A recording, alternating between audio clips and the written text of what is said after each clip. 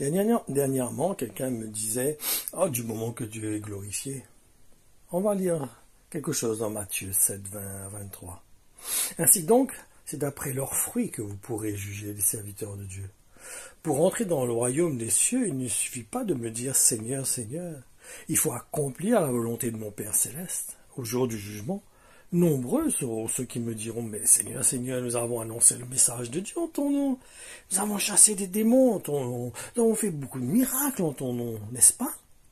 Et cependant, il me faudra leur déclarer formellement « Je ne vous ai jamais connus, parce que vos actes sont mauvais, ils sont contraires à la loi de Dieu.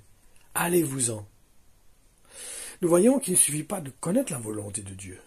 Il faut tout mettre en œuvre pour obéir. Autrement, nous nous séduisons nous-mêmes, nous trompons, et nous serons déçus quand Christ viendra chercher son Église. Mettons tout ce qu'il faut, tous les points à notre avantage pour nous assurer que nous allons monter quand il viendra chercher son Église. Que nous soyons vraiment son Église.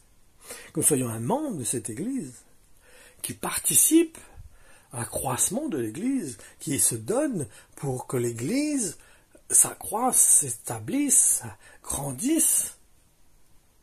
Mais que nous ne soyons pas dans notre petit coin, tout seul, isolé, n'étant pas unis avec son corps. Parce qu'un corps, il a besoin de chaque membre. Vous enlevez un membre d'un corps, il meurt, il est inutile pour le corps, il n'a aucun intérêt pour le corps. On a besoin de comprendre la profondeur de l'esprit, de la parole, du cœur de Dieu, de ce qu'il a voulu établir. Justement, lisons dans Matthieu 7, 24. C'est pourquoi celui qui entend ce que je viens de vous dire et qui agit en conséquence ressemble à un homme sensé, qui a bâti sa maison sur un soubassement rocheux. Et savez-vous qu'au temps de l'apôtre Paul, certains chrétiens ne l'aimaient pas, parce qu'il ne faisait pas de compromis en ce qui concerne l'Évangile? Nous allons voir cela dans 2 Pierre 3, 15 à 18. Rappelez-vous que si le Seigneur est patient, s'il diffère son avènement, c'est en vue du salut des hommes. Paul, notre frère bien-aimé, vous l'a aussi écrit. Il l'a fait avec la sagesse que Dieu lui a donnée. Il en parle d'ailleurs comme dans toutes ses lettres, chaque fois qu'il aborde ces sujets. Certes, il s'y trouve des passages difficiles à comprendre. Les gens mal instruits et peu affermis en déforment les sens, comme ils le font du reste aussi avec les autres textes de l'Écriture. Ça existait, on voit que ça existait déjà en ce temps-là où des gens qui étaient dans l'Église voulaient déformer le sens des Écritures à leur avantage. Et ils travaillent, ils travaillent à leur propre ruine. Quant à vous, mes bien-aimés, vous voilà prévenus. Tenez-vous donc sur vos gardes, afin de ne pas vous laisser entraîner, vous aussi, par les égarements de ces hommes sans foi ni loi, au point de perdre la position solide dans laquelle vous êtes ancrés. Au contraire, continuez à croître dans la grâce et la connaissance de notre Seigneur et Sauveur Jésus-Christ. À lui soit la gloire dès maintenant et jusqu'au grand jour de l'éternité. Amen.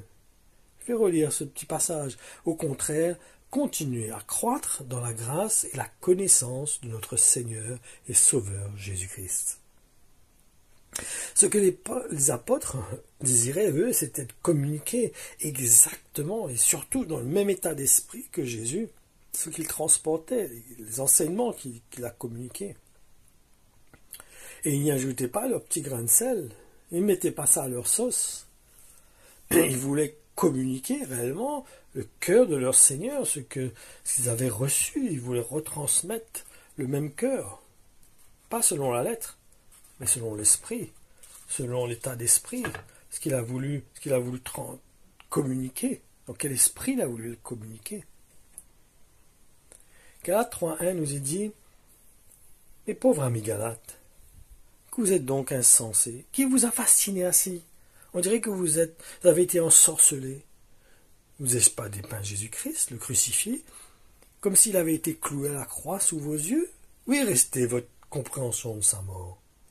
On a besoin réellement d'être enseigné par les apôtres, afin de vraiment connaître la profondeur de l'Évangile, de l'œuvre de Jésus-Christ, que ce soit dépeint notre cœur, qu'on puisse comme si le voir, contempler ce qu'il a fait, qu'est-ce qui a motivé son cœur de mourir sur la croix, qu'est-ce qui l'a emmené à obéir à son Père. Considérons cela. Hein? Il ne suffit pas de dire, comme quelqu'un me disait, ben, on est libre. Ben, alors tu es libre aussi de pécher. Mais non, on ne peut pas dire n'importe quoi. Soyons un peu sensés. Et ne serait-ce au moins, soyons sensés. Il faut que la liberté soit pour faire la volonté de Dieu, et non ce que nous désirons. Soyez bénis, mes frères et sœurs.